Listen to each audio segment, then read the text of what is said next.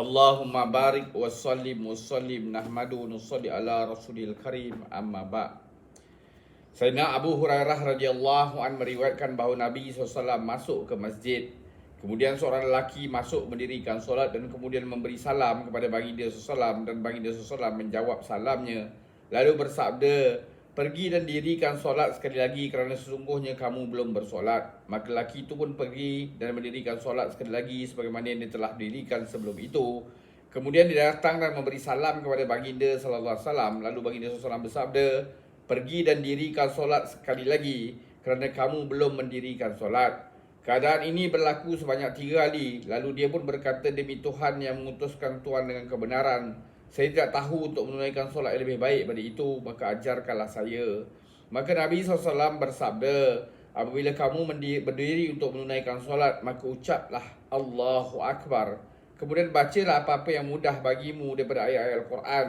Kemudian rukuklah sehingga kamu sempurnakan tamak ninah dalam rukuk.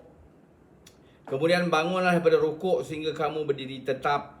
Kemudian sujudlah sehingga kamu mensempurnakan tamak ninah dalam sujud.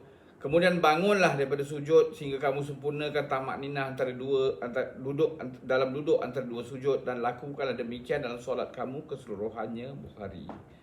Tamak ninah berhenti seketika antara dua rakaat solat sehingga dapat dibezakan perbuatan sebelum pada perbuatan selepasnya, sekurang-kurangnya sekadar bacaan satu subhanallah.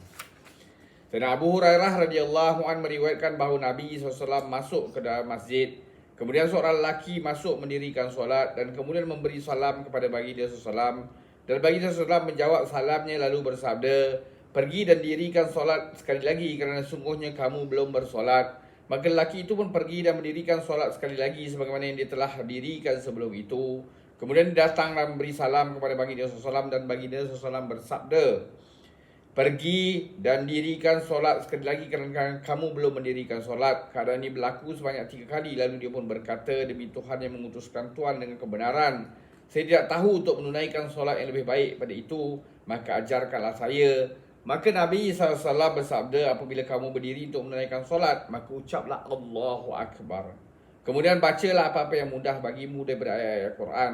Kemudian rukuklah sehingga kamu sempurnakan tamak ninah dalam rukuk. Kemudian bangun daripada rukuk sehingga kamu berdiri tetap. Kemudian sujudlah sehingga kamu sempurnakan tamak ninah dalam sujud. Kemudian bangun daripada sujud sehingga kamu sempurnakan tamak ninah dalam duduk antara dua sujud. Dan lakukanlah demikian dalam solat kamu keseluruhannya." Bukhari. Semoga Allah Ta'ala bagi kita taufik untuk kita ambil iktibar, amalkan dan sampaikan. Subhanallahi wa bihamdihi. Subhanakallahumma bihamdika asyhadu an la ilaha illa anta astaghfiruka wa atubu ilaik. Subhana rabbika rabbil izzati amma yasifun wa salamun al mursalin. Alhamdulillahi rabbil alamin. Taqabbalallah.